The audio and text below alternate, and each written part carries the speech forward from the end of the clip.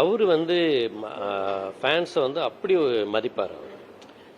In fact உங்களுக்கு எல்லாம் தெரியும், அவர் வந்து மன்றத்தை வந்து கலைச்சதுக்கு வந்து ரொம்ப முக்கியமான காரணம் என்னென்னா, என்னுடைய எல்லா ஃபேன்ஸுக்குள்ளேயும் அவங்களுக்குள்ள அந்த மன்றம் பதவி இதெல்லாம் வச்சுக்கிட்டு ஒரு ஒரு அரசியல் நடக்குது.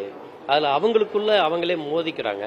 இது வந்து எனக்கு வந்து அது ஒத்து வரல. அவங்க நல்லா இருக்கணும், அவங்களுக்குள்ள எந்த விதமான சச்சரவும் இருக்கக்கூடாது அப்படின்னு அந்த ஒரு காரணத்தை சொல்லி தான் அவர் வந்து மன்றத்தை கலைக்கிற அந்த முடிவை வந்து அவர் எடுத்தார்.